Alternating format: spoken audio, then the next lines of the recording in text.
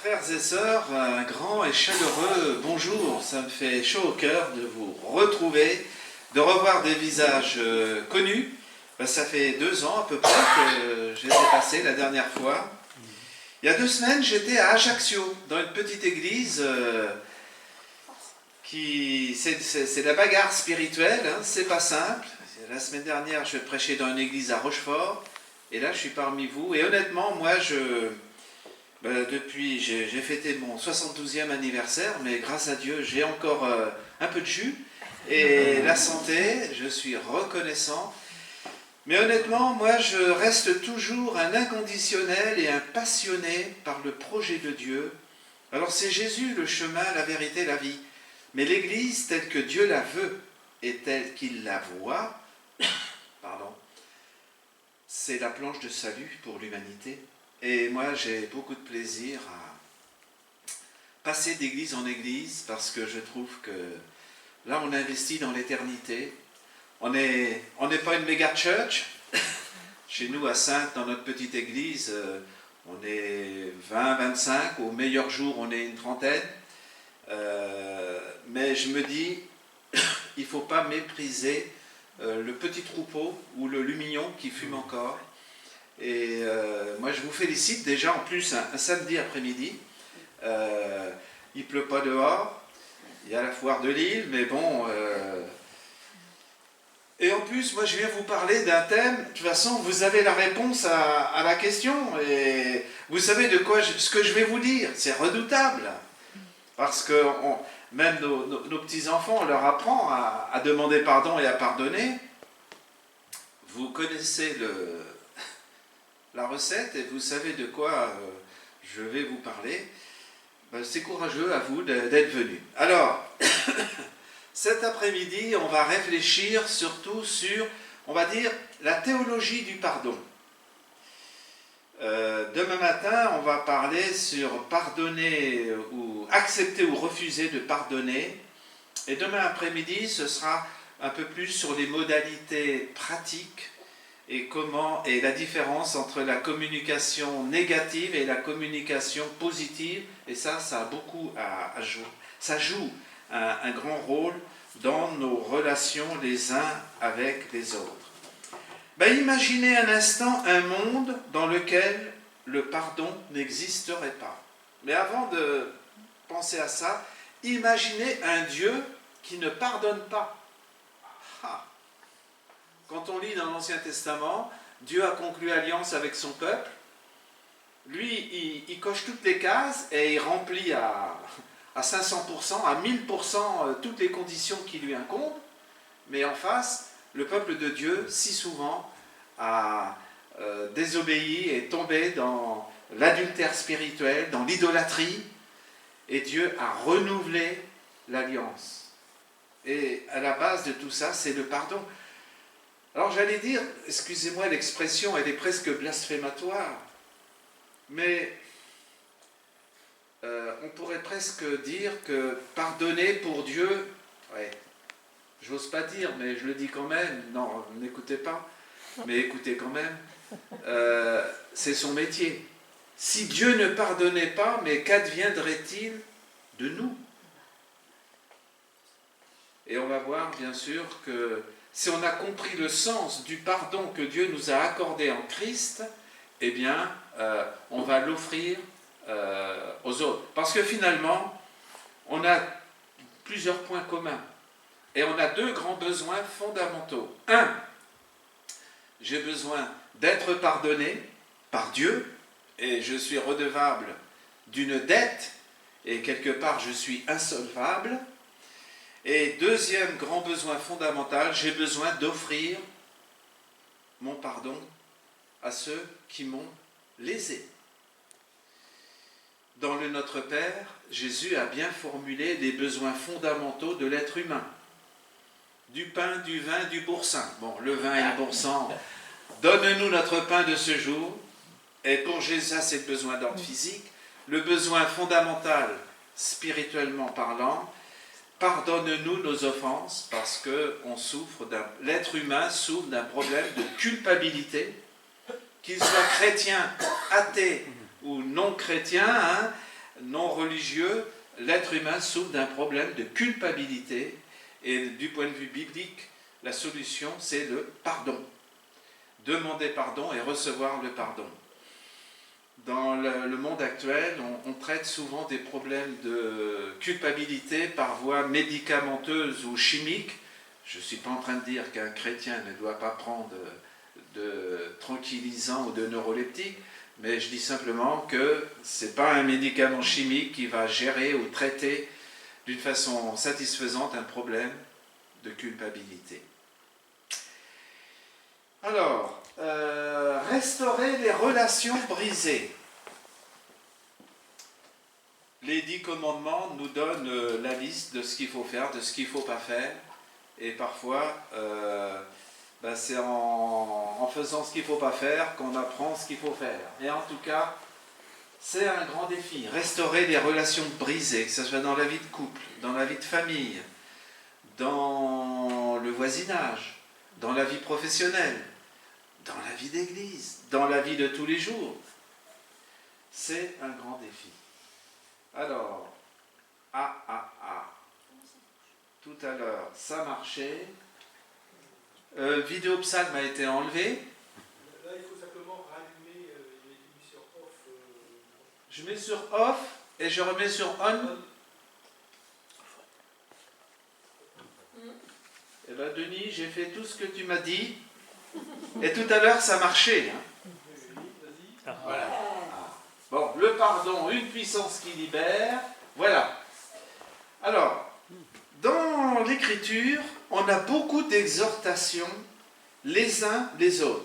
Je crois que Alfred Kuhn, dans un de ses livres, Les uns les autres, il relève dans le Nouveau Testament plus d'une 60aine de verbes suivis de l'expression mutuellement ou les uns les autres. Et grosso modo, si on met tout à côté, si on analyse, on peut dire que les exhortations dans le Nouveau Testament à nous aimer les uns les autres, on peut les résumer sous 4 rubriques. 1. Il y a des exhortations qui vont dans le sens de promouvoir la tolérance. 2. Des exhortations à maintenir l'unité. 3. Des exhortations à démontrer un esprit de service. Et 4. Des exhortations qui vont dans le sens de rechercher l'édification mutuelle. Alors je les passe très rapidement en revue. D'abord, on a toute une série. Alors je rappelle pour ceux qui prennent des notes, je les félicite. Les autres, Jésus les aime aussi, et moi aussi. Si mon PowerPoint sera à votre disposition. Je ne devrais pas vous le dire maintenant, mais je vous le dis quand même. Donc des exhortations qui nous incitent à promouvoir la tolérance. Alors non à l'esprit de jugement, ne pas coller une étiquette sur le front des gens, hein, où on les juge. Non au mensonge, et oui à la vérité bien sûr. Non à l'envie, à la jalousie. Non aux jérémiades, aux plaintes, mais plutôt des actions de grâce et de la reconnaissance. Non à la médisance. La médisance, c'est le fait de dire du mal d'autrui dans le but de lui nuire. Et non à la provocation. Dans Galates 5, Paul parle des chrétiens et leur dit « Mais ne vous dévorez pas les uns ». On a l'impression, est-ce que du chrétien qui veut manger du chrétien, ça existe? Du chrétien qui veut casser son voisin? Ben, si Paul le dit, moi j'admire son réalisme pastoral très terre à terre. Il mettait les mains dans le cambouis, il savait de quoi il parlait, et il savait que parfois, l'Église, c'est pas un long fleuve tranquille, et c'est pas un monde toujours de bisounours, mais il peut y avoir des tensions et plus, des frictions. Et puis, justement dans Galates 5,14, non à la destruction mutuelle.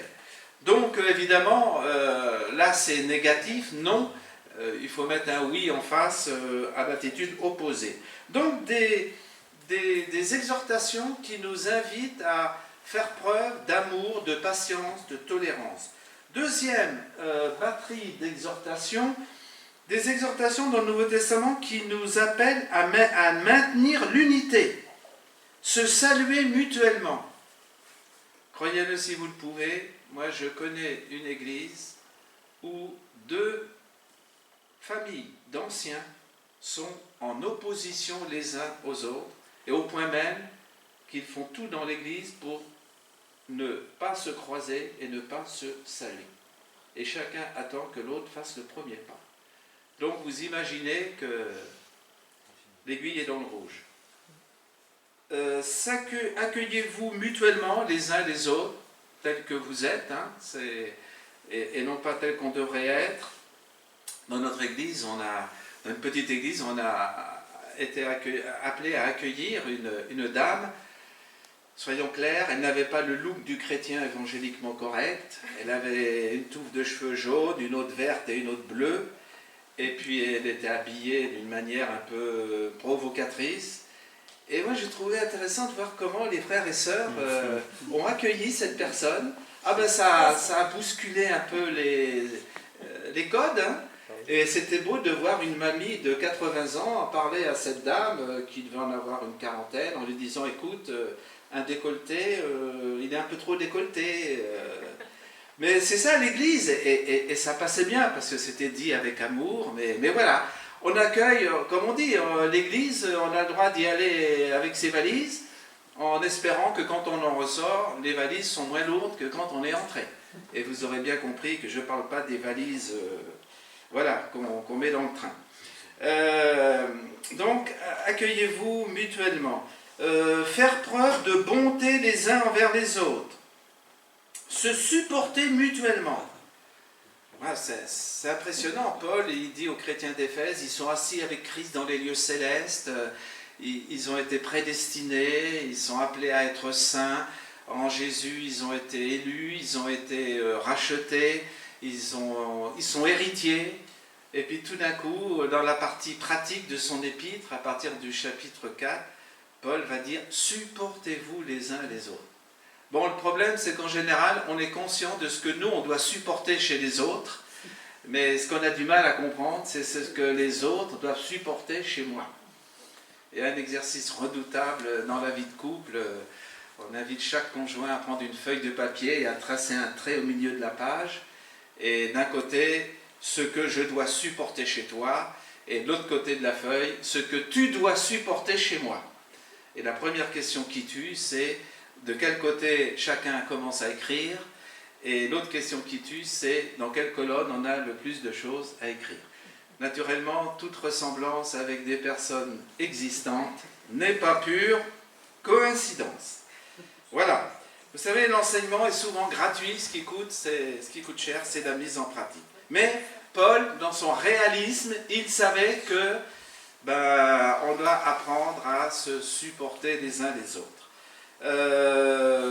Confesser mutuellement ses péchés, dans Jacques 5, chapitre, verset 16, se pardonner réciproquement, et il y a beaucoup d'exhortations dans le Nouveau Testament au pardon mutuel, et à se soumettre les uns aux autres dans la crainte de Christ en trouvant sa juste place dans son rapport à autrui.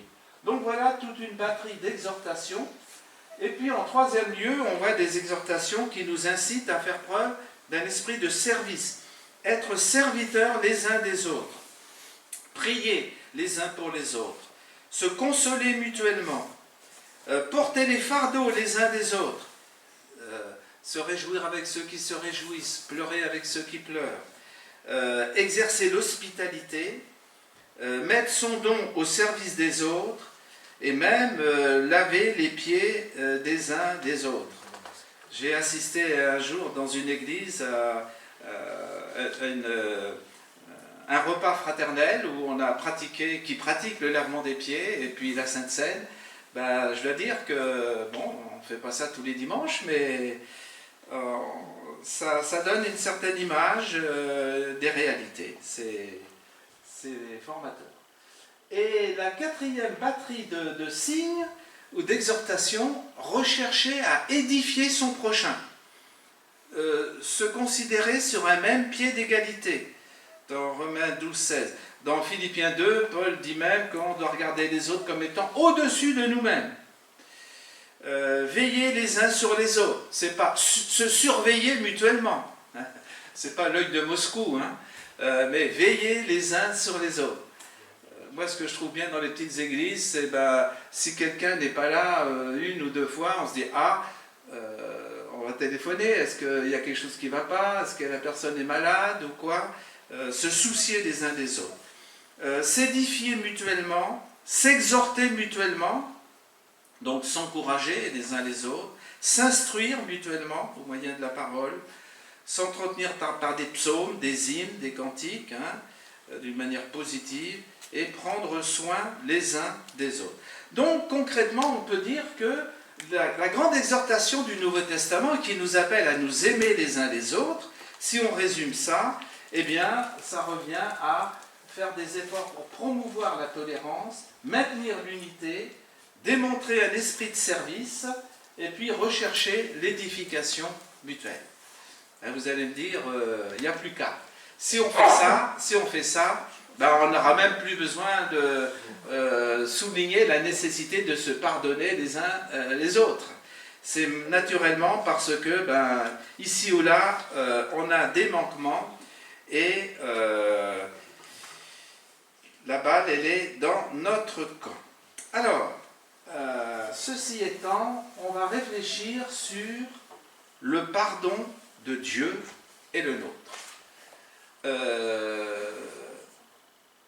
On voit que Dieu pardonne et on trouve très souvent cette exhortation dans l'Écriture. L'Éternel, par définition, alors Jean nous dit dans 1 Jean, Dieu est amour. Dans l'Ancien Testament, il y a un texte qui, comme un leitmotiv, l'Éternel est un Dieu qui pardonne. Exode 34, verset 7, l'Éternel conserve sa bienveillance jusqu'à 1000 générations, il pardonne la faute, le crime et le péché, mais il ne tient pas le coupable pour innocent, et il punit la faute des pères.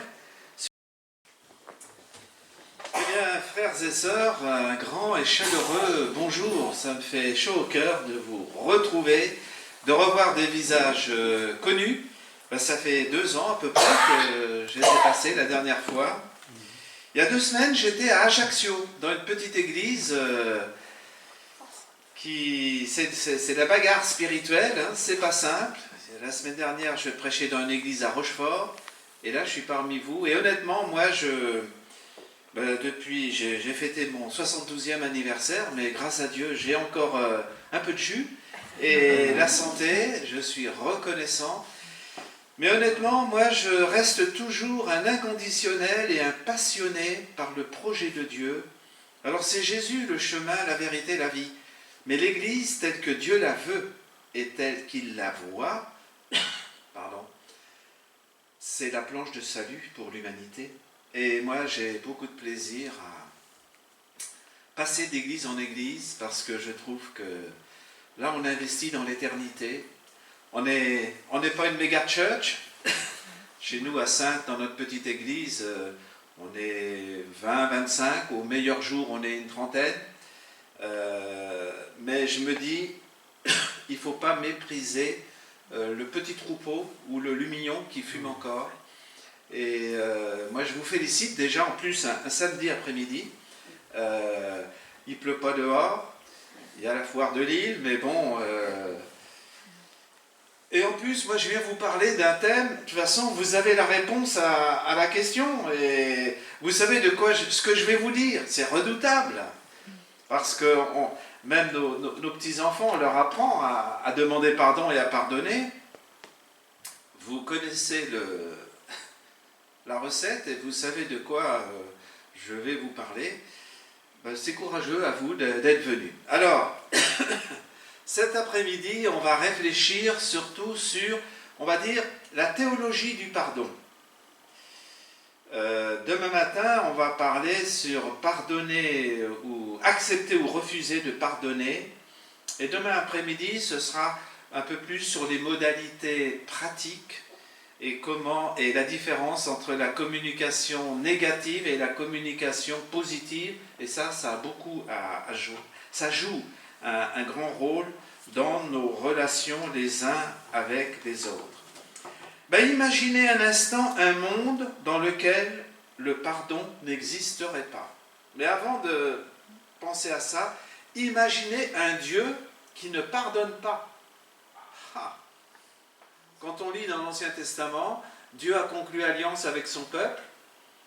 Lui, il coche toutes les cases et il remplit à 500%, à 1000% toutes les conditions qui lui incombent. Mais en face, le peuple de Dieu, si souvent, a désobéi et tombé dans l'adultère spirituel, dans l'idolâtrie. Et Dieu a renouvelé l'alliance. Et à la base de tout ça, c'est le pardon. Alors j'allais dire, excusez-moi l'expression, elle est presque blasphématoire, mais on pourrait presque dire que pardonner pour Dieu, ouais, j'ose pas dire, mais je le dis quand même, non, n'écoutez pas, mais écoutez quand même, c'est son métier. Si Dieu ne pardonnait pas, mais qu'adviendrait-il de nous? Et on va voir bien sûr que si on a compris le sens du pardon que Dieu nous a accordé en Christ, eh bien, on va l'offrir aux autres. Parce que finalement, on a plusieurs points communs. Et on a deux grands besoins fondamentaux. Un, j'ai besoin d'être pardonné par Dieu, et je suis redevable d'une dette, et quelque part je suis insolvable. Et deuxième grand besoin fondamental, j'ai besoin d'offrir mon pardon à ceux qui m'ont lésé. Dans le Notre Père, Jésus a bien formulé les besoins fondamentaux de l'être humain. Du pain, du vin, du boursin. Bon, le vin et le boursin, donne-nous notre pain de ce jour. Et pour Jésus, ça c'est le besoin d'ordre physique. Le besoin fondamental, spirituellement parlant, pardonne-nous nos offenses, parce que l'être humain souffre d'un problème de culpabilité, qu'il soit chrétien, athée ou non chrétien, non religieux, l'être humain souffre d'un problème de culpabilité, et du point de vue biblique, la solution c'est le pardon. Demander pardon et recevoir le pardon. Dans le monde actuel, on traite souvent des problèmes de culpabilité par voie médicamenteuse ou chimique. Je ne suis pas en train de dire qu'un chrétien ne doit pas prendre de tranquillisants ou de neuroleptiques, mais je dis simplement que ce n'est pas un médicament chimique qui va gérer ou traiter d'une façon satisfaisante un problème de culpabilité. Alors, restaurer les relations brisées. Les 10 commandements nous donnent la liste de ce qu'il faut faire, de ce qu'il ne faut pas faire. Et parfois, c'est en faisant ce qu'il ne faut pas faire qu'on apprend ce qu'il faut faire. Et en tout cas, c'est un grand défi. Restaurer les relations brisées, que ce soit dans la vie de couple, dans la vie de famille, dans le voisinage, dans la vie professionnelle, dans la vie d'église, dans la vie de tous les jours. C'est un grand défi. Alors, tout à l'heure, ça marchait. Vidéo psalm a été enlevé. Là, il faut simplement rallumer, il est mis sur off. Je mets sur off et je remets sur on. Eh bien, Denis, j'ai fait tout ce que tu m'as dit.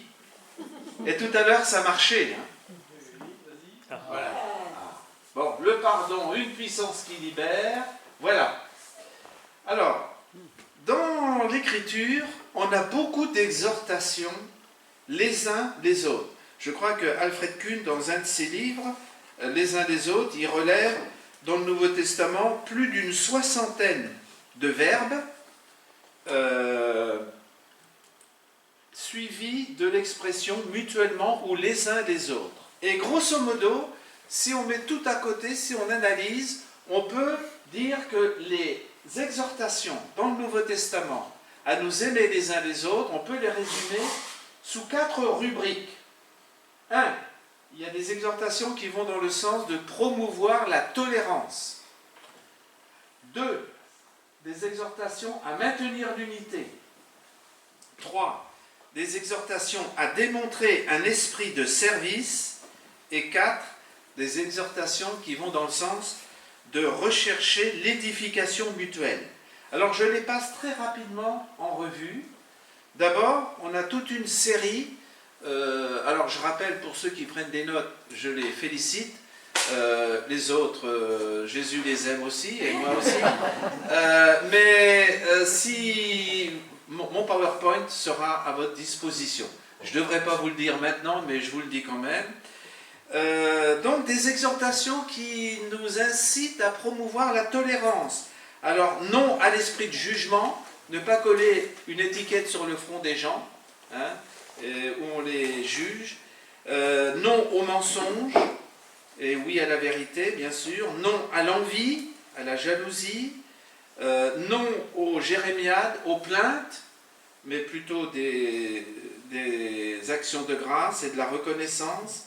Non à la médisance. La médisance, c'est le fait de dire du mal d'autrui dans le but de lui nuire. Et non à la provocation. Dans Galates 5, Paul parle des chrétiens et leur dit « Mais ne vous dévorez pas les uns ». On a l'impression, est-ce que du chrétien qui veut manger du chrétien, ça existe? Du chrétien qui veut casser son voisin? Ben, si Paul le dit, moi j'admire son réalisme pastoral très terre à terre. Il mettait les mains dans le cambouis, il savait de quoi il parlait, et il savait que parfois, l'Église, c'est pas un long fleuve tranquille, et c'est pas un monde toujours de bisounours, mais il peut y avoir des tensions et plus, des frictions. Et puis, justement, dans Galates 5,14, non à la destruction mutuelle. Donc, évidemment, là c'est négatif, non. Il faut mettre un oui en face à l'attitude opposée. Donc des exhortations qui nous invitent à faire preuve d'amour, de patience, de tolérance. Deuxième batterie d'exhortations, des exhortations dans le Nouveau Testament qui nous appellent à maintenir l'unité, se saluer mutuellement. Croyez-le si vous le pouvez, moi je connais une église où 2 familles d'anciens sont en opposition les uns aux autres, et au point même qu'ils font tout dans l'église pour ne pas se croiser et ne pas se saluer. Et chacun attend que l'autre fasse le premier pas. Donc vous imaginez que l'aiguille est dans le rouge. Accueillez-vous mutuellement les uns les autres, tels que vous êtes, hein, et non pas tels qu'on devrait être. Dans notre église, dans une petite église, on a été appelé à accueillir une dame. Soyons clairs, elle n'avait pas le look du chrétien évangéliquement correct. Elle avait une touffe de cheveux jaunes, une autre verte et une autre bleue. Et puis elle était habillée d'une manière un peu provocatrice.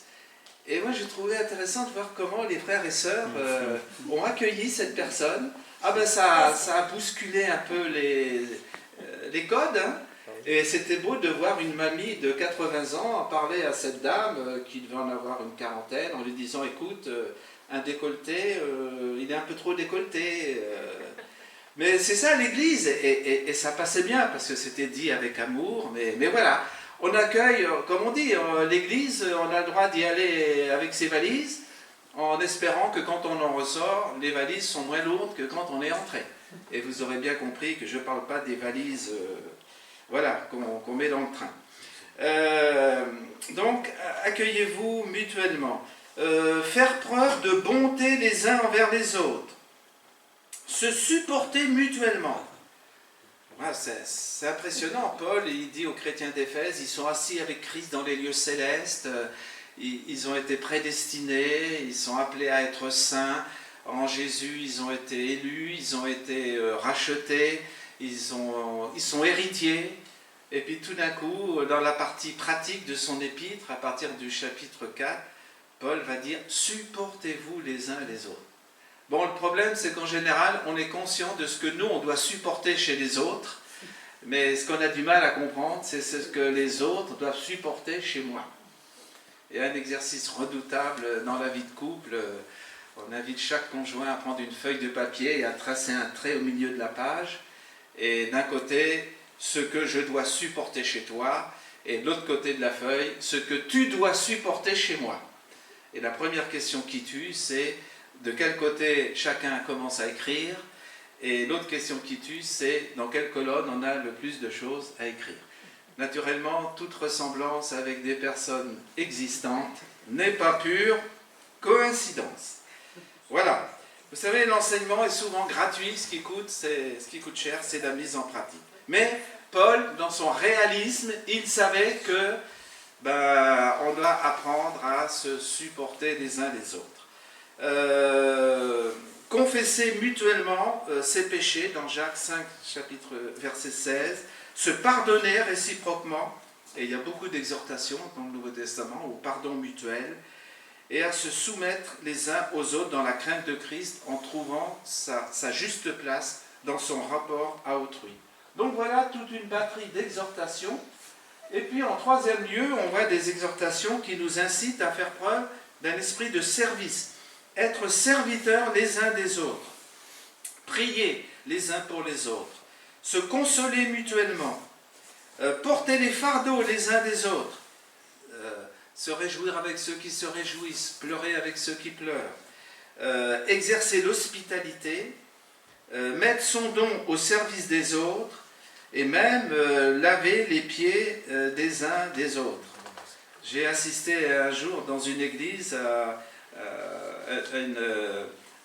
un repas fraternel où on a qui pratique le lavement des pieds et puis la Sainte Seine. Je dois dire que, bon, on ne fait pas ça tous les dimanches, mais ça donne une certaine image des réalités. C'est formateur. Et la quatrième batterie de signes ou d'exhortations, rechercher à édifier son prochain. Se considérer sur un même pied d'égalité. Dans Romains 12, 16. Dans Philippiens 2, Paul dit même qu'on doit regarder les autres comme étant au-dessus de nous-mêmes. Veiller les uns sur les autres. C'est pas se surveiller mutuellement. C'est pas l'œil de Moscou, mais veiller les uns sur les autres. Moi, ce que je trouve bien dans les petites églises, c'est si quelqu'un n'est pas là une ou deux fois, on se dit on va téléphoner, est-ce qu'il y a quelque chose qui ne va pas, est-ce que la personne est malade ou quoi, se soucier des uns des autres. S'édifier mutuellement, s'exhorter mutuellement, donc s'encourager les uns les autres, s'instruire mutuellement au moyen de la parole, s'entretenir par des psaumes, des hymnes, des cantiques, d'une manière positive, et prendre soin les uns des autres. Donc concrètement, on peut dire que la grande exhortation du Nouveau Testament qui nous appelle à nous aimer les uns les autres, si on résume ça, eh bien, ça revient à faire des efforts pour promouvoir la tolérance, maintenir l'unité, démontrer un esprit de service, et puis rechercher l'édification mutuelle. Vous allez me dire, il n'y a plus qu'à. Si on fait ça, on n'aura même plus besoin de souligner la nécessité de se pardonner les uns les autres. C'est naturellement parce que, ici ou là, on a des manquements et la balle, elle est dans notre camp. Alors, ceci étant, on va réfléchir sur le pardon de Dieu et le nôtre.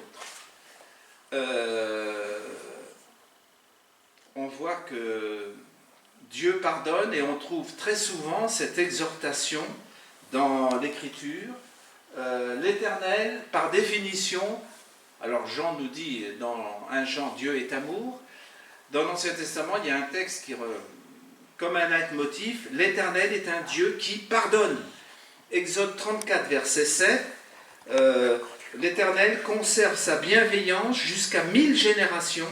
Il pardonne la faute, le crime et le péché, mais il ne tient pas le coupable pour innocent, et il punit la faute des pères sur les petits-fils jusqu'à la 3e et la 4e génération. Dans Nombre 14, 18, l'Éternel est lent à la colère et riche en bienveillance, il pardonne la faute et le crime. Et dans Michée 7, verset 18, le prophète dit « Mais qui est Dieu comme toi, pardonnant la faute et passant sur le crime. Il ne garde pas sa colère à toujours, car il prend plaisir à la bienveillance. » Donc on peut dire que Dieu, par définition, dans sa nature et dans son caractère, prend plus plaisir à pardonner qu'à sanctionner ou à punir. On peut dire que la bienveillance de Dieu, elle l'emporte sur, on va dire, sa rancune. Et la source du pardon, elle est dans la grâce de Dieu, dans sa miséricorde. Alors, tout le rituel lévitique est là. Alors, je sais que vous allez bientôt avoir un week-end avec Frédéric Travier sur le tabernacle. Et là, il va bien vous expliquer mieux que je ne saurais le faire, le rituel lévitique. Mais dans l'Ancien Testament, le pardon reposait sur le rituel lévitique, à savoir qu'un sacrifice sanglant, adéquat, acceptable du point de vue de Dieu, et offert dans les règles, eh bien, un tel sacrifice sanglant, il garantit la certitude du pardon. Et le principe du rituel lévitique repose sur le fait qu'il faut un substitut. Il y a un innocent d'un côté, de l'autre côté, il y a un coupable. Et quelque part, Dieu va changer les dossiers. Hein. Il y a un animal qui doit répondre à certains critères que le croyant doit offrir, qui est innocent, mais il va endosser la culpabilité d'un coupable, et au final, l'animal innocent va être mis à mort, son sang va être versé, et à côté de cela, la personne qui était coupable, elle va obtenir le pardon. Il y va de la justice de Dieu. Et Dieu, quand il pardonne, il ne peut pas comme ça fermer les yeux à bon compte et passer l'éponge comme si de rien n'était, parce que ce n'est pas, pardonnez-moi l'expression, un papa gâteau. Il ne considère pas le méchant comme innocent. La justice de Dieu doit être satisfaite. Et Dieu, donc, peut pardonner le péché en raison d'une victime substitutive. Et on parle dans notre jargon de la mort expiatoire de Jésus-Christ. Le sacrifice offert, il va faire expiation. Alors le mot expiation, ce n'est pas un mot qu'on trouve dans le journal, dans le vocabulaire quotidien, mais le mot expiation contient l'idée de couvrir. Quand vous faites votre lit, le couvre-lit, il couvre l'étendue du lit. On pourrait dire que le couvre-lit, il fait l'expiation du lit. Quand vous dressez la table, vous avez des invités, vous allez sortir la belle nappe du dimanche. La nappe, elle va couvrir l'étendue de la table. Pour ainsi dire, la nappe, elle couvre la table. Alors, quand la Bible nous dit que Jésus est une victime expiatoire, eh bien, son sacrifice, que Dieu a pu approuver, qui a été offert dans les règles, eh bien, il couvre l'étendue et la gravité de mon péché, de sorte que Dieu peut m'accorder le pardon dans sa justice et dans sa sainteté. Et donc, tout le rituel du Lévitique reposait sur cette vérité.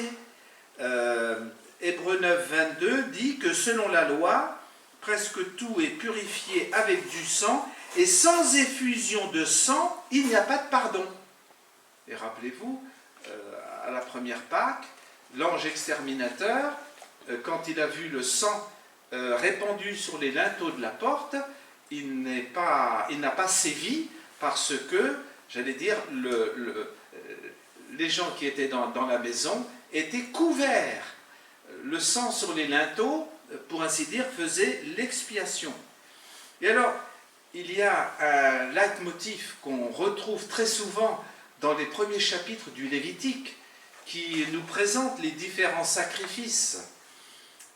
Lorsque le sacrifice avait été offert dans les règles voulues par Dieu, eh bien, le texte dit « c'est ainsi que le sacrificateur fera pour eux, pour le peuple, l'expiation, et il leur sera pardonné. Et il leur sera pardonné. Et il leur sera pardonné. Et on trouve cette expression à de multiples reprises dans les premiers chapitres du Lévitique. Et ça, c'est la bonne nouvelle. Et bien sûr, d'après Hébreux 10, verset 4, les animaux des sacrifices préfiguraient le fait que Jésus s'offrirait en personne tel le sacrifice offert par le prêtre selon le rituel du Lévitique. Et Hébreux 10.4 nous dit que le sang des taureaux et des boucs ne peut pas ôter le péché, mais Jésus est l'agneau de Dieu qui ôte le péché. Alors, on va dire que on a vu un sacrifice sanglant adéquat et offert dans les règles garantit la certitude du pardon et il lui sera pardonné. Et on voit que Dieu est l'auteur de la réconciliation. Alors dans toutes les religions, on attend du croyant qu'il fasse une œuvre ou qu'il fasse quelque chose qui va lui permettre d'obtenir le pardon de ses fautes. Eh bien, dans l'Évangile, il n'y a rien à faire, et c'est Dieu qui a, j'allais dire, payé la facture. Et les textes, quand ils nous parlent de la réconciliation, eh bien, ils nous montrent que c'est toujours Dieu qui est à l'origine de la réconciliation. Et je lis ici le beau texte de 2 Corinthiens 5, 17 à 21.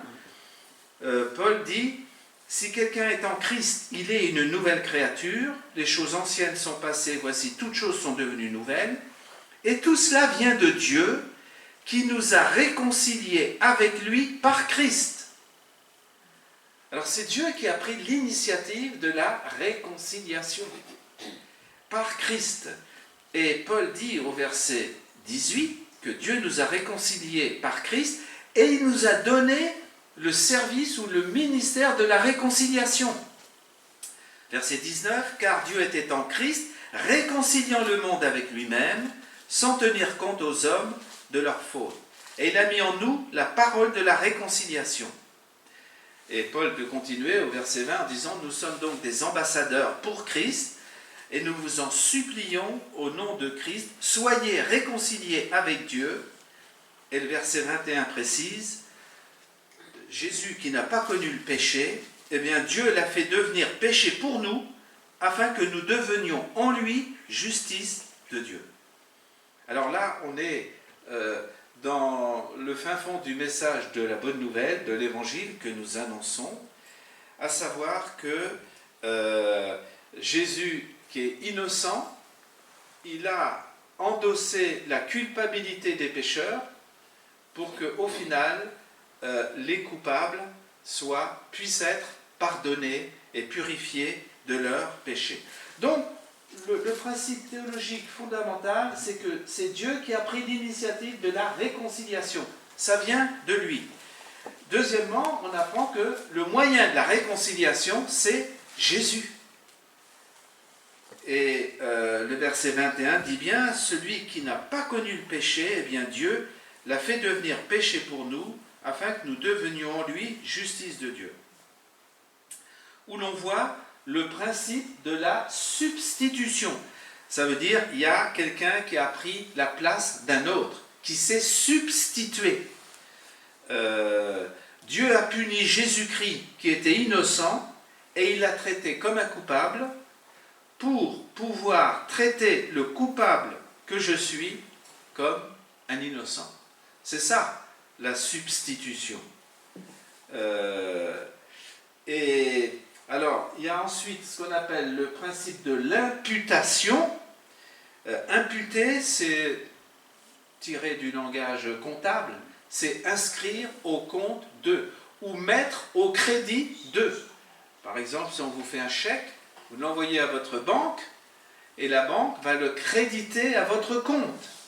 Elle va imputer le montant du chèque sur votre compte et au final, vous allez pouvoir en disposer et en bénéficier. Donc, Dieu a imputé la culpabilité du pécheur sur Jésus et il a imputé ou inscrit au profit ou sur le compte du croyant coupable la justice de Christ. Donc, il y a cette transaction spirituelle. Et donc, il y a un changement, un transfert. Alors, Dieu a traité Christ comme si dans la réalité, Christ avait réellement péché, même si ce n'est pas le cas. Et Dieu nous traite comme si dans la réalité, nous n'avions jamais péché. Et ce n'est pas le cas. Donc, la culpabilité que Jésus a portée, eh bien, Jésus l'a portée comme si c'était réellement la sienne, alors que ce n'était pas la sienne. Et la justice de Christ qu'il offre aux pécheurs repentants, il la lui impute comme si elle lui appartenait en propre, alors qu'en réalité, elle ne lui appartient pas.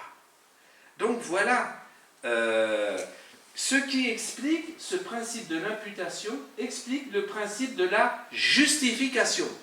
Alors, c'est important de faire cette étude de texte et cette définition de mots. La justification, c'est le phénomène de l'imputation, que Christ endosse la culpabilité du pécheur et que le pécheur endosse ou reçoit la justice de Jésus-Christ.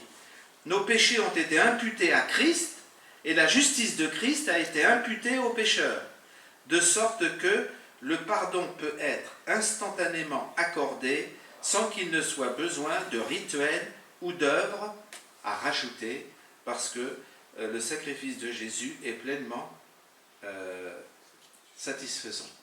Alors, ça, c'est important de comprendre ça intellectuellement, ça c'est de la théologie, c'est la vérité objective sur laquelle repose la bonne nouvelle de l'évangile que nous annonçons.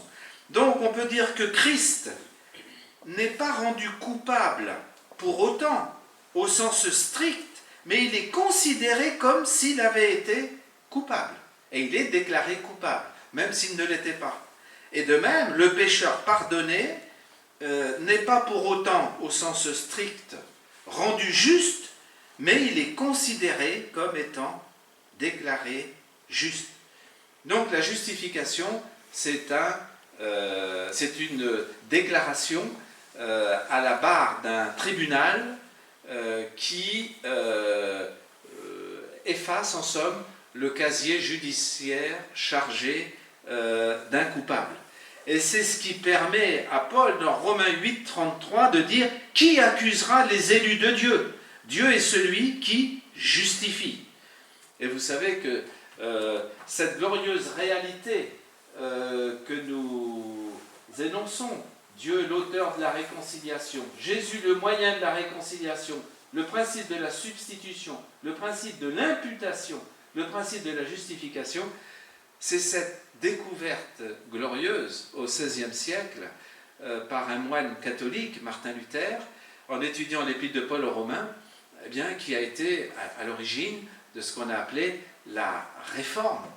Et on peut dire que l'histoire de l'Église a connu un avant et un après quand Martin Luther a découvert tous ces principes dans la personne de Jésus. Et ça, c'est vraiment une révolution spirituelle qui date et qui a fait date. Et on peut dire que autant avant la Réforme, l'Église, dans sa grande majorité, était dans l'ignorance et dans les ténèbres, autant il y a eu un après. Et là, l'Église est revenue à l'Écriture et est entrée dans la lumière, cette mise en lumière. Voilà, donc ça, c'est la théologie biblique. Et c'est sur cette base-là que repose, c'est cette base-là qui permet à Dieu d'offrir son pardon tout en restant saint, juste et miséricordieux. Il n'y a pas de tension entre ces différents facettes de la personne de Dieu. Alors, la Bible enseigne clairement que la repentance authentique constitue le préalable obligatoire et nécessaire au pardon. Dans 2 Chroniques 7, 14, « Si mon peuple, sur qui est invoqué mon nom, s'humilie, s'il prie, s'il recherche ma face, s'il revient de ses mauvaises voies, eh bien moi je l'écouterai des cieux, je lui pardonnerai son péché. »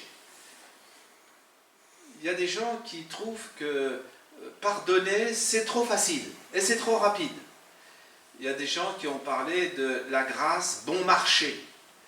Ben non.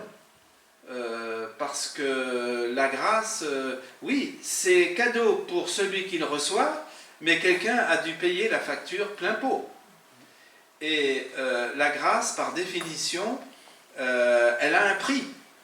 Et c'est Dieu qui a sanctionné Jésus, qui a offert, qui a payé d'abord le prix de la grâce, qui est tout cadeau et offert aux croyants repentants. Donc la grâce, c'est pas une savonnette, c'est pas un pardon facile et bon marché. Pour recevoir le pardon, il faut se repentir. Alors, il y a ce bel exemple du criminel sur la croix qui a été condamné, qui a été crucifié. Et avant de mourir, il a dit à son collègue, mais nous, on sait pourquoi on est là, mais lui, il n'a rien fait. Et Jésus lui a dit, aujourd'hui, tu seras avec moi dans le paradis. Donc, il y a eu chez ce criminel repenti, on va dire, un mouvement, oui, de repentance. Peut-être pas, il n'a pas eu le temps de passer par l'église, et encore moins par les eaux du baptême, mais Jésus a pris acte de son changement d'attitude et lui a garanti une place au ciel. Alors, dans Osée 14, verset 2, le prophète dit « Revenez à l'Éternel, dites-lui, pardonne toute faute et reçois-nous favorablement. » Donc, vous voyez, il faut passer par ce chemin de repentance.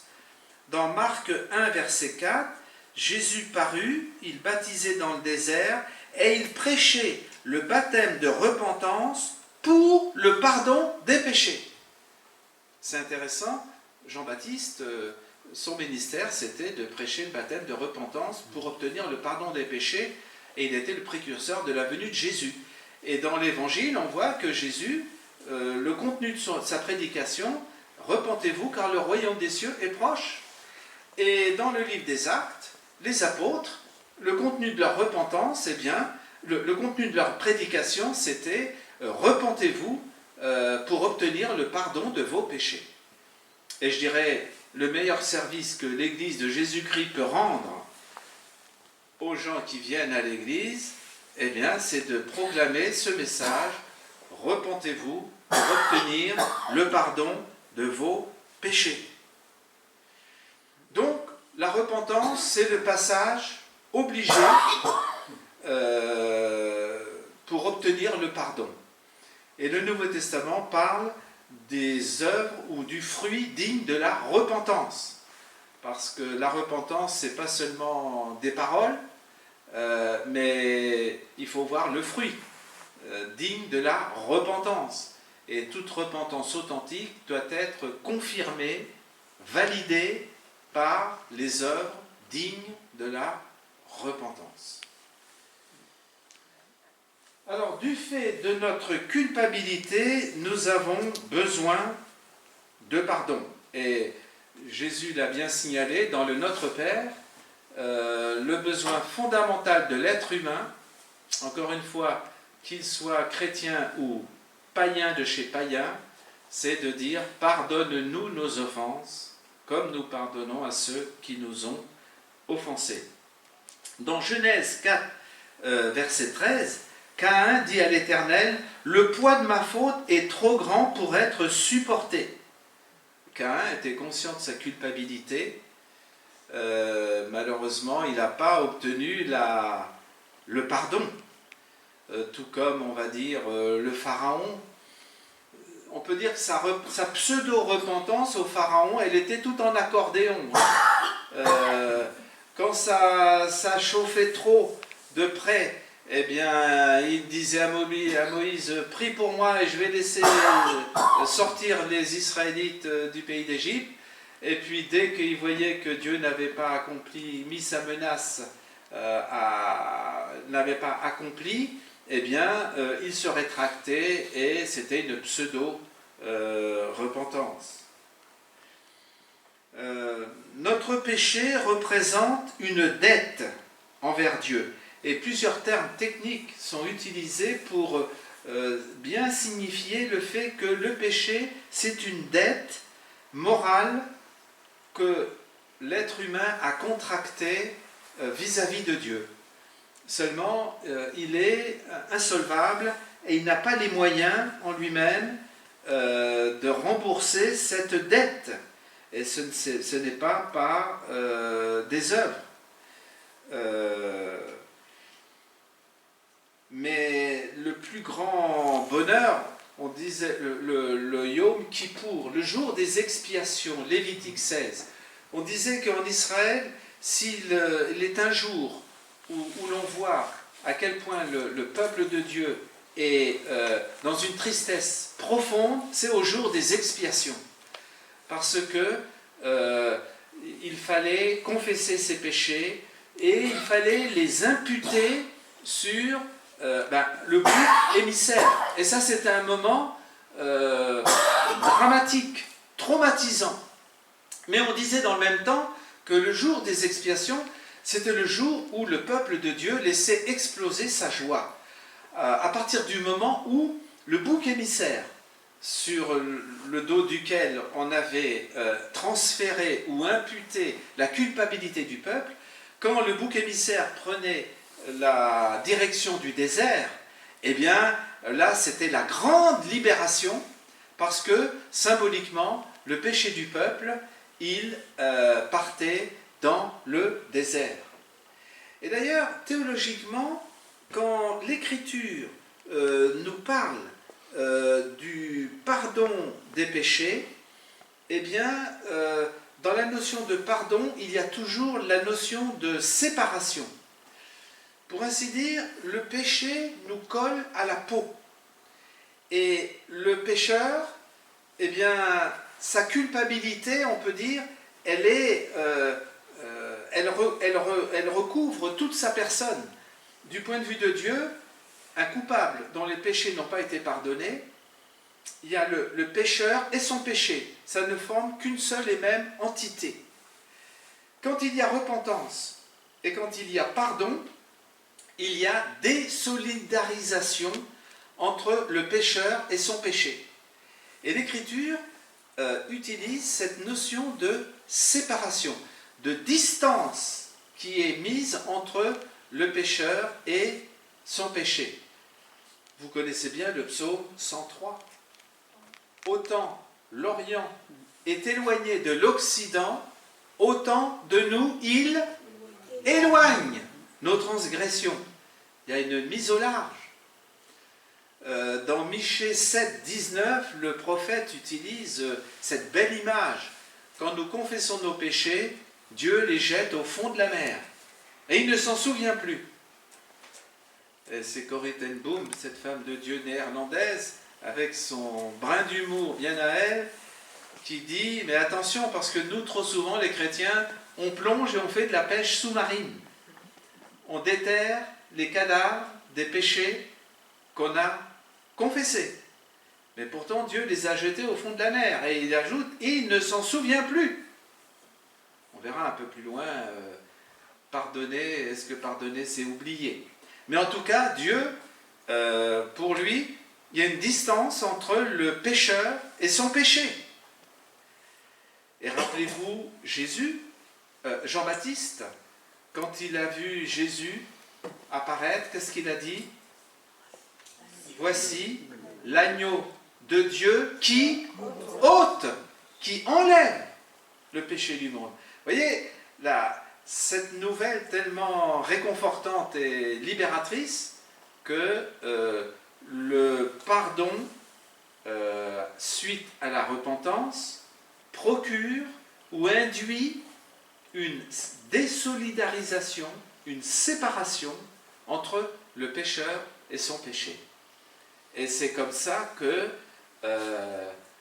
blanc plus blanc que neige, comme on chante, et quand on lit dans l'Apocalypse, dans le ciel, il n'y aura aucune trace, aucune séquelle de péché, aucune trace d'impureté, parce que on aura lavé nos robes dans le sang de l'agneau. Et on revient sur les mêmes réalités fondamentales sur lesquelles repose la bonne nouvelle, sur lesquelles repose l'Évangile. Donc, c'est important de se souvenir du fait que quand Dieu accorde le pardon des péchés, eh bien, il sépare le pécheur de son péché. Martin Lloyd-Jones était un prédicateur bien connu en Grande-Bretagne au XXe siècle. Et en plus, il était docteur en médecine. Et il a observé que dans sa clientèle, eh bien, il y avait des chrétiens évangéliques qui venaient le consulter. Et nombre de ces chrétiens, le dimanche matin à l'église, ils chantaient « Je louerai l'Éternel » ou « J'ai l'assurance de mon salut par la présence du Seigneur Jésus ». Et dans la semaine, ces mêmes chrétiens, il y en a qui étaient dans la déprime spirituelle, on va dire. Et d'ailleurs, il a écrit un livre, enfin en français, il a écrit plusieurs livres, mais il y a un livre qui s'appelle « La dépression spirituelle ». Et il a observé que finalement, le problème de ces paroissiens-là, c'était que, en théorie, ils connaissaient la théologie du pardon et ils y adhéraient jusqu'à un certain point, mais dans la pratique, ils en venaient à douter du fait que, une fois que j'ai confessé mes péchés et que je m'en suis détourné, je les ai déposés au pied de la croix, je n'ai pas à les reprendre, je suis libéré. Et il a observé que le fait de ne pas assimiler les bienfaits du pardon, eh bien, on est un peu comme un prisonnier qui, vous savez, autrefois quand les prisonniers avaient les fers aux pieds avec une chaîne, la porte de la prison est ouverte, le prisonnier sort, mais il traîne encore un boulet. Et comment voulez-vous, dans ces conditions, vivre, on va dire, la vie chrétienne victorieuse? Du fait de notre culpabilité, nous avons un besoin impérieux du pardon, mais la bonne nouvelle, c'est que quand Dieu nous a pardonné suite à notre repentance, eh bien, nous sommes libérés. La personne et l'œuvre de Jésus nous donnent accès au pardon de Dieu. Et d'ailleurs, dans Luc 1, verset 76, Zacharie, dans sa prophétie, quand il a parlé de Jean-Baptiste, « Toi, petit enfant, tu marcheras devant le Seigneur pour préparer ses voies et pour donner à son peuple la connaissance du salut par le pardon de ses péchés. » Et là, bien sûr, il annonçait par Jean-Baptiste la venue de Jésus. Dans Matthieu 9, on voit qu'on a amené un paralytique couché sur un lit, et Jésus a dit « Prends courage, tes péchés te sont pardonnés ». Et puis, aux grandes dames des pharisiens, Jésus leur a dit « Le Fils de l'homme a sur la terre le pouvoir de pardonner les péchés ». Et quand on commémore la scène instituée par Jésus, dans Matthieu 26, 28, Jésus dit « Ceci est mon sang, le sang de l'alliance, qui est répandu pour beaucoup, pour le pardon des péchés. » Donc c'est clair que c'est en vertu du sang que Jésus a offert que le pardon des péchés est disponible. Et bien des textes dans le Nouveau Testament l'affirment clairement. Dans Acte 10, 43, tous les prophètes rendent de Jésus le témoignage que quiconque croit en lui reçoit par son nom le pardon des péchés. Donc ça c'est une des caractéristiques de la foi chrétienne. Donc la bonne nouvelle, c'est lorsque Dieu pardonne nos péchés, il ne s'en souvient plus. Alors, Dieu ne s'en souvient plus dans le sens qu'il ne nous en tient plus rigueur. Il remet le compteur à zéro, mais bien sûr que, objectivement, il sait que nous sommes pécheurs, mais nous sommes pécheurs pardonnés. Et Martin Luther insistait sur le fait que, même étant pardonnés, purifiés, nous sommes toujours, malgré tout, pécheurs. Pécheurs, mais pardonnés, mais purifiés. Alors, Dieu, on a vu des textes qui nous montrent que Dieu oublie nos péchés, il ne s'en souvient plus. Jérémie 31, verset 34, je pardonnerai leurs fautes, je ne me souviendrai plus de leurs péchés.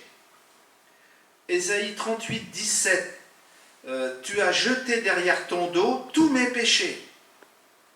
Ésaïe 43, 25, c'est moi qui efface tes crimes pour l'amour de moi, et je ne me souviendrai plus de tes péchés. Jérémie 50, verset 20, on cherchera la faute d'Israël et elle n'existera plus. Le péché de Juda et il ne se trouvera plus, car je pardonnerai au reste que j'aurai laissé. Et Hébreux 10, 18 nous dit que là où il y a pardon des péchés, il n'y a plus d'offrande nécessaire pour le péché, puisque c'est réglé. Une fois le pardon acquis et offert, il n'y a plus rien à payer et il n'y a plus aucune preuve à apporter, ni rien à mériter. Donc, le pardon correspond à une remise de dette, à une remise de peine. Dieu remet le compteur à zéro. Et le résultat, c'est qu'on est au large. Il y avait une épée de Damoclès qui pesait au-dessus de notre tête, eh bien, elle n'a plus lieu d'être. Dès lors que Dieu a oublié nos péchés, nous ne devons pas revenir sur des fautes pardonnées pour nous culpabiliser à nouveau. Et tout à l'heure, j'ai cité plusieurs textes, mais Ésaïe 6, 7, quand, rappelez-vous, Dieu va purifier les lèvres d'Ésaïe. Dans Ésaïe 6, 7, ta faute est enlevée, ton péché est expié. Il y a l'expiation, il y a la substitution et il y a le pardon. Et on a cité donc Psaume 103, verset 12, autant l'Orient est éloigné de l'Occident, autant il éloigne de nous nos offenses. Et puis ce beau texte de Michée 7, 19, où il est dit que Dieu mettra nos fautes sous nos pieds, tu jetteras au fond de la mer tous leurs péchés. Alors une des questions parfois, parce que là on parle du pardon de Dieu, mais quand on parle du pardon que nous devons offrir à ceux que nous avons offensés, si on a pardonné à celui qui nous a offensés, eh bien on doit faire comme Dieu, on doit oublier. Mais attendez, il y a oublier et oublier. Alors on doit oublier dans le sens que la crasse ou le mal qu'un tel m'a fait subir, si j'ai pardonné, je ne dois plus en tenir rigueur. Et je dois considérer la relation d'une façon nouvelle, comme si rien ne s'était passé, mais pour autant, il y a quand même des blessures qui laissent des traces et qu'on ne va pas oublier comme ça, qui ne vont pas disparaître du jour au lendemain. Donc, quand on pardonne, on doit faire comme Dieu, on doit oublier dans le sens que on ne tient plus rigueur à la personne et le mal qui a été induit ou commis ne doit plus être d'actualité, le dossier doit avoir été soldé. Même si il y a des conséquences de la blessure qui peuvent encore durer dans le temps, et même si intellectuellement, on ne peut pas oublier ce qui s'est passé. des cas extrêmes, une personne qui a subi un viol, c'est pas un détail. Et on ne peut pas, même si on a pardonné, on ne peut pas considérer que... Enfin, on doit, si on a pardonné au final, considérer que ça n'a pas existé, même si objectivement, les faits restent les faits. Mais en tout cas, Dieu nous considère comme étant blanchis, innocentés. Et ça, c'est un pardon entier. Alors parfois, dans le langage populaire, on entend cette expression « je te pardonne, mais j'oublie pas ». Sous-entendu, ok, je t'ai pardonné, mais je t'ai à l'œil, et j'oublie pas la crasse que tu m'as faite, et quand même, tu es encore redevable d'une dette, et tu dois encore me rembourser, hein, parce que, sous-entendu, la personne qui dit « je te pardonne, mais j'oublie pas », sous-entendu, c'est pas le pardon biblique. Et si Dieu devait nous traiter de cette manière, ben, on serait mal. Hein. Et là, alors la bonne nouvelle, c'est que non seulement quand Dieu pardonne, il ne s'en souvient plus, mais lorsque Dieu pardonne nos péchés, il nous en purifie. Jérémie 33, verset 8, Jérémie 33, verset 8, « Je les purifierai de toutes les fautes par lesquelles ils ont péché contre moi, je leur pardonnerai toutes leurs fautes. » Quand Dieu pardonne, il purifie en même temps. Alors il remet le compteur à zéro, on pourrait dire, ben waouh, c'est déjà pas mal. Mais ça va plus loin encore. Et on trouve cette belle vérité dans 1 Jean 1,9. Dans 1 Jean 1,9, si nous confessons nos péchés, Dieu est fidèle et juste pour nous pardonner et pour nous purifier de toute iniquité, de toute injustice. Donc, une fois qu'il y a une repentance authentique et confesser son péché, dans l'original, c'est le mot qui a donné en français homologuer. Lorsque on homologue son péché, eh ben, on dit la même chose que Dieu. Parce que homologeo, logeo c'est dire en grec, et homo c'est le même. Quand je confesse mon péché, je dis la même chose que Dieu. J'accepte d'appeler péché ce que Dieu appelle péché. J'homologue mon péché, je dis comme Dieu, je confesse mon péché, je dis la même chose que lui. Eh bien, 1 Jean 1,9 nous promet, si nous confessons nos péchés, Dieu est fidèle et juste pour nous pardonner et nous purifier de toute injustice ou de toute iniquité. Donc, je veux dire, on ne peut pas espérer plus et mieux, parce que non seulement Dieu oublie, mais, j'allais dire, il nous équipe, il nous restaure, pour que on fasse mieux la fois suivante. Alors on parlera de 1 Corinthiens 10, 13. Dieu nous donne la force de résister à la tentation et il nous équipe pour ne pas retomber dans le même travers. Alors ça c'est la bonne nouvelle de recevoir le pardon de Dieu. Mais ça ne s'arrête pas là. Parce que le pardon reçu de Dieu, j'allais dire, nous oblige ou nous condamne à offrir un pardon inconditionnel à notre prochain. Pardonne-nous nos offenses comme nous pardonnons à ceux qui nous ont offensés. On va en reparler demain matin. Mais la question est de savoir, avons-nous compris le sens et la valeur du pardon que Dieu nous a acquis en Christ? Parce que si nous l'avons compris, eh bien, nous allons faire preuve de la même générosité dont Dieu a fait preuve à notre égard quand il nous a remis notre dette. Et nous allons offrir notre pardon à ceux qui nous ont offensés. Alors dans l'absolu et dans la théorie, on peut comprendre ça. C'est la mise en pratique qui nous coûte. Et Jésus va jusqu'à dire, si vous ne vous pardonnez pas les uns les autres, Dieu retiendra son pardon. Alors ça ne veut pas dire que quand je choisis de pardonner à quelqu'un, je gagne des points sur ma carte de fidélité et Dieu est obligé parce que j'ai tant de points, il est obligé de me pardonner. Non. Mais si je refuse de pardonner, c'est la preuve que j'ai rien compris au fait que Dieu a remis le compteur à zéro. Donc le pardon reçu m'oblige à offrir ce même pardon. Le pardon que nous accordons à nos semblables conditionne le pardon que nous avons besoin de recevoir de Dieu. Matthieu 6, verset 12, « Pardonne-nous nos offenses comme nous pardonnons aussi à ceux qui nous ont offensés. » Verset 14, « Si vous pardonnez aux hommes leurs fautes, votre Père Céleste vous pardonnera aussi.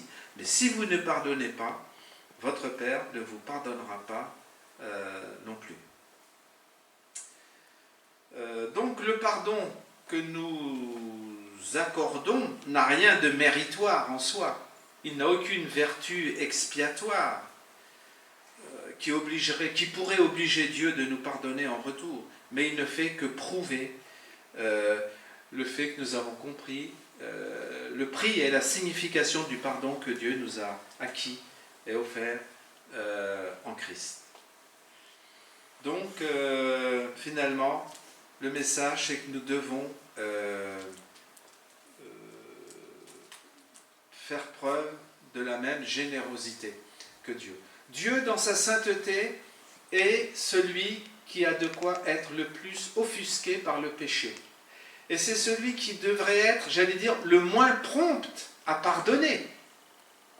Nous, dans notre péché, nous sommes de ceux en général qui avons le plus de mal à offrir le pardon, trouver l'erreur. Celui qui a bénéficié du pardon offre à son tour le pardon avec la même générosité. L'initiative de la demande de pardon incombe à celui qui prend conscience du problème relationnel. On va y revenir demain après-midi quand on va parler des modalités pratiques pour pardonner. Mais Jésus a bien dit dans Matthieu 5, versets 23 et suivants, c'est dans le contexte du temple, tu présentes ton offrande à l'autel et là tu te souviens que ton frère a quelque chose contre toi. Jésus dit, laisse là ton offrande devant l'autel et va d'abord te réconcilier avec ton frère, puis viens présenter ton offrande. Alors là, Jésus souligne le fait que dès lors que je prends conscience qu'il y a un problème non réglé avec quelqu'un dans la communauté, c'est sur moi qu'incombe la charge de prendre l'initiative pour tenter de restaurer la relation. Autrement dit, je ne peux pas dire on laisse courir, parce que laisser courir, c'est laisser pourrir. On ne peut pas dire on met sous le tapis, on fait comme si.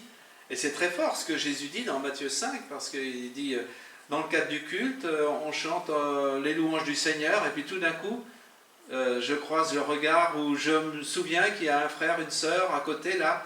Je sais qu'entre nous, il y a quelque chose qui s'est passé, qui n'était pas évangélique, encore moins orthodoxe, et surtout pas catholique. Eh bien, c'est sur moi qu'incombe la responsabilité d'arrêter de donner à penser que tout est clair entre nous, mais il faut que je puisse mettre au clair ce que je peux mettre au clair. Et Paul dira à la fin de Romains 13, pour autant que ça dépende de vous, soyez en paix avec tout le monde. Donc, il y va de notre responsabilité. Mais on y reviendra demain, je pense. Voilà, bon, alors, oui, hop là j'ai un petit problème technique. Bon, la dernière dia, je sais qu'il y a au moins une personne qui suit dans l'auditoire, mais je sais qu'il y en a plus qu'une. Merci Denis. Mais la dernière diapo, elle dit que c'est l'amour de 1 Corinthiens 13 conditionne le véritable esprit de pardon. Alors, on connaît très bien 1 Corinthiens 13, l'amour pardonne tout, il croit tout, il espère tout, il supporte tout. Hein. Et Jésus a pu dire, pardonne-leur car ils ne savent pas ce qu'ils font. C'était l'amour de 1 Corinthiens 13. Et il est bien évident que pour offrir le pardon avec la même générosité dont Dieu a fait preuve à notre égard, ben, il faut être rempli du Saint-Esprit. Et c'est l'amour de 1 Corinthiens 13 qui peut nous prédisposer à offrir cette même qualité de pardon. Ce pardon dont Jésus a fait preuve. Et là, ça nous mène, j'allais dire, au bout du bout. Bon, je sais que vous savez toutes ces choses. Bon, c'est une piqûre de rappel. On a la théorie, on a la théologie. Le défi, c'est dans la pratique. Et là, eh bien, bienvenue au club. On est tous dans le même bateau. Et voilà. Alors, je présume que cet exposé peut donner lieu à des questions, des commentaires, des remarques. Donc, c'est l'occasion. Si vous souhaitez ajouter ou retrancher, si j'ai dit quelque chose qui ne vous semble pas biblique, il faut faire comme les chrétiens de Béret, il faut examiner si tout ce qu'on entend, c'est conforme à l'Écriture. Mais ça, c'est la réponse du point de vue de Dieu au problème de la culpabilité. Et on a bien dit que, par définition, chaque être humain a un problème de culpabilité à gérer. Et la réponse biblique, c'est la repentance, et c'est le pardon reçu. Et une fois qu'on a reçu ce pardon, on peut l'offrir à ceux qui nous ont offensés. C'est tout simple, dans la théorie et dans la pratique, on complique tellement les choses simples. Questions, commentaires, remarques?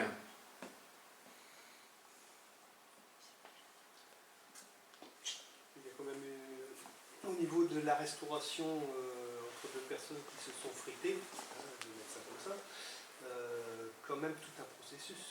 Oui. Parce que c'est pas quelque chose, paf, on tourne une page, oui. C'est tout dans tout noir. Voilà. Ça, c'est pas faux. Tout à fait. C'est pas vrai non plus. Oui. Oui. Est-ce que dans la suite, ça sera, on va dire, développé Oui.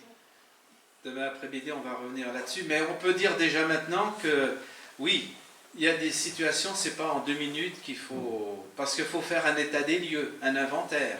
Comment on en est arrivé là, à une relation qui est en souffrance, en mal-être ou en rupture. Il y a en général des blessures de part et d'autre. Il faut faire un état des lieux. Il faut prendre le temps d'écouter et donner à chaque partie blessée l'occasion de s'exprimer dans son langage, de mettre des mots M-O-T-S sur ces mots M-A-U-X. Et parfois ce processus, ça ne peut pas se faire uniquement avec les 2 personnes concernées. Et il y a des situations où il faut un médiateur ou une personne qui va écouter chaque partie séparément.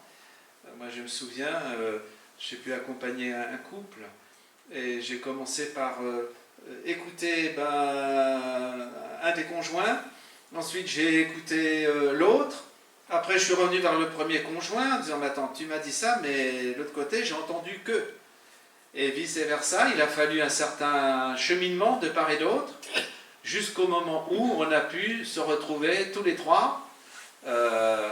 Mais voilà, l'être humain, c'est, comme dit l'Ecclésiaste, Dieu a fait l'homme droit, mais il a cherché beaucoup de détours.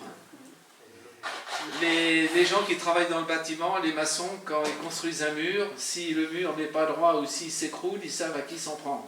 Mais en général, quand on met le parpaing au bon endroit et bien aligné, voilà, il ne bouge pas.